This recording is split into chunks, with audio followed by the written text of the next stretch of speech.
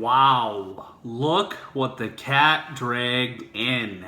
Seriously, like dragged me in. It's been a long time, guys. It's been a long time since I've been behind a camera to talk about beer. It's been a long time since I've even just done this, so excuse the rust. I feel like I owe you guys a little bit of an explanation. I kind of left abruptly. The last time I made a video was almost 2 months ago. I did put out a goodbye video that was quickly rescinded as there was some content in that video that my wife wasn't really super thrilled about me putting up, and understandably so. So I chose to respect her rights and just not make another video and just kind of take some time away from the whole beer scene. It wasn't just beer. It was kind of a lot of things that has happened to me in 2016. My mind wasn't right. I was sort of just in a bad place, and I needed to take time away. I found a new job. I was very, very dissatisfied at my previous place of employment. I wasn't happy. I was coming home bearing a lot of stress and lacking a lot of energy and excitement in my life. So now I have turned a lot of things around.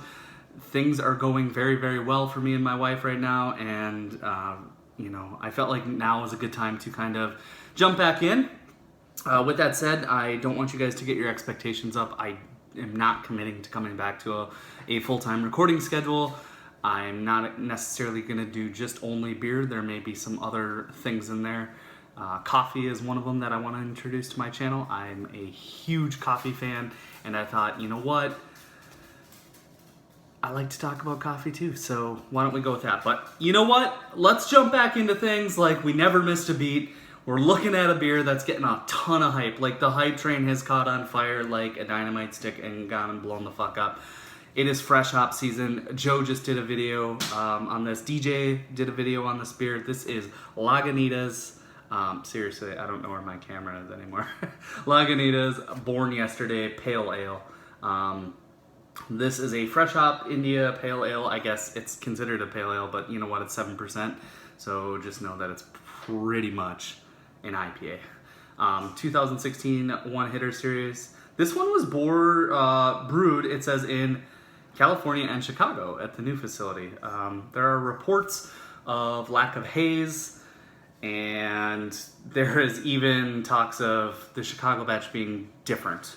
So, uses Mosaic, Amarillo, and Equinox hops. I'm so excited to get into this one, and I gotta give my man a shout out, Mr. Nathan Ryerson, for this sick-ass opener and actually sick-ass proper glassware. So, shout out to you, Nate. Thanks for hooking me up with these. You guys should all go get some from Nate. He's got a store, like a channel store, I'm pretty sure, and it's pretty exciting. So, you know what? This is one of my favorite fresh hop beers. It blew my mind 2 years ago. Last year's I don't remember being quite as good, but it's better than Surly Wet. That's for fucking sure. That beer doesn't even exist right now. Anyways, this pours out straight New England, haze for days. Just freaking pale, like, wow, you can't see anything through that. Just like a fruit smoothie. Nice, pillowy, crackery white head. Gosh, that looks nice. Soapy bubbles, actually. And yeah, we're getting some glass lacing here. Looks honestly awesome. I can smell it from here. Guys, I am so glad to be back. I am so excited to be doing this again. So thank you so much for all your support through the time away. I did take down all those videos from the time I was hunting for a job. So apologies if you missed anything or wanted to reference something and wanted to show somebody a video, but I left a few up. But yeah, let's get into this. Let's dive into the nose. I can smell it from here. So cheers.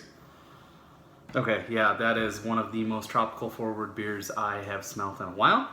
If you do still follow me on Untapped, you saw Morning Delight Day was absolutely lit, and fuck, I had some hops there. Jesus, thank you, Mr. Nathan Ryerson, to those. But really, right off the bat, this thing is straight frickin' passion fruit and papaya, and it's very citric peel and berry forward. You know, Joe and I were talking about it today, and we're kind of referencing how much of a Mosaic bomb it was. And I had this last week, and I was like, yeah, I don't really remember it being such a Mosaic bomb. It was so, like, guava, and that, like, papaya and mango. And then, yeah, there is this huge berry note. I do get it. It reminds me a little bit of like Sosis or Pompeii. I'm not trying to steal a line, Joe, but it does. You were right. Dead on nose. Joe's like the best in the game. But this is straight peach too. I mean, wow. Just smells fucking amazing. A little bit of dank bitterness. Not, you know, it doesn't smell too piney or grassy like a lot of fresh hop beers have. This has the aroma of, you know, a Trillium or a Treehouse already right off the bat. So awesome stuff. Let's dive into the taste, guys. Thanks again. Cheers.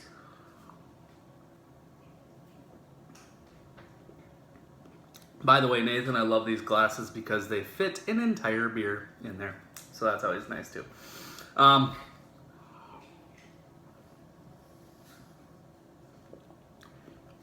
So juicy. So thirst quenching. Like, I mean, wow.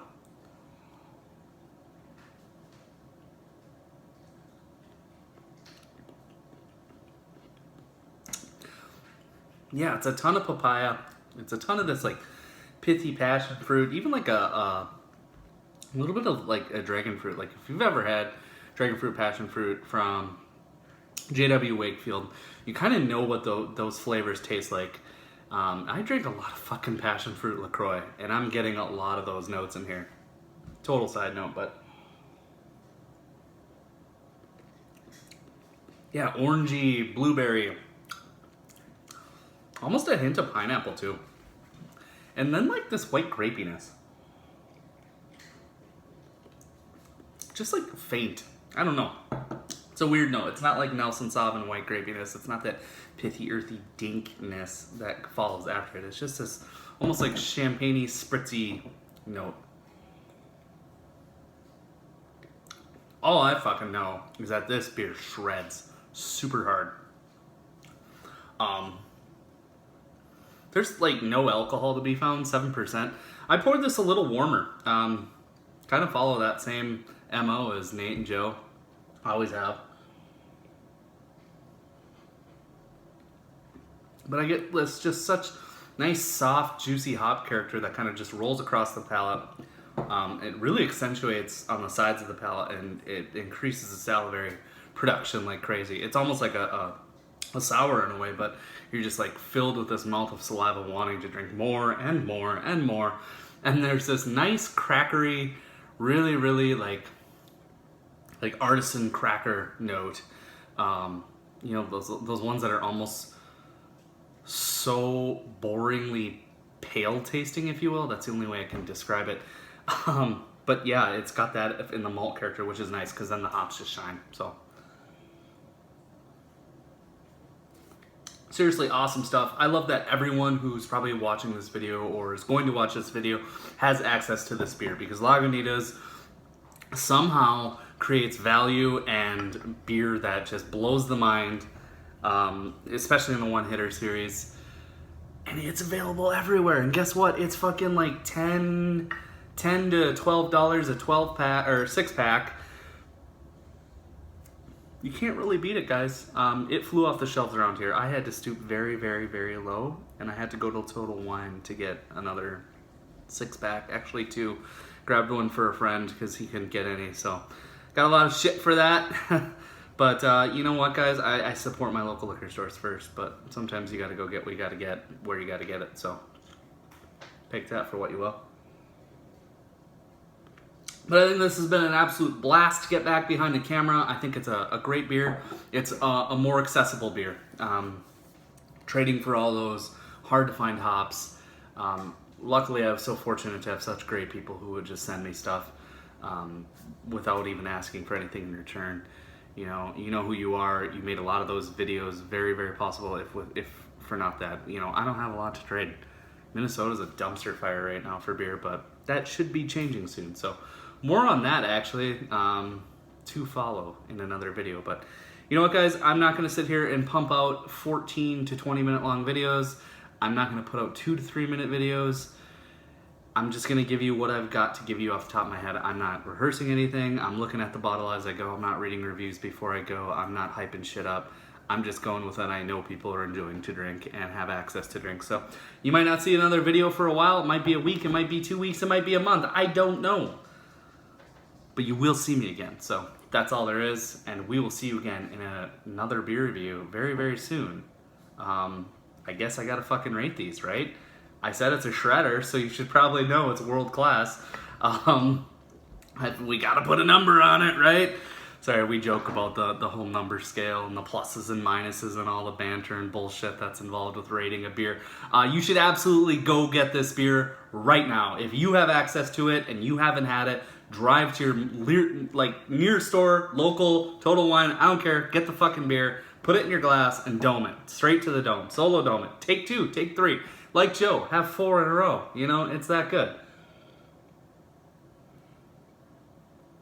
By the way, the energy feels natural behind the camera, so thanks. I don't know, it's probably the best fresh hop beer, and I guess for that it sort of deserves Hunnits in a way. But it's not entirely a perfect beer to me. If we want to play the numbers game, I'll go a 98 out of 100. So, sorry if I disappointed anybody. I'm not dropping any bottles or any mics or any phones or kicking any tikus or anything like that. So, you know that story. Cheers. All right, guys. We'll see you again soon. Cheers.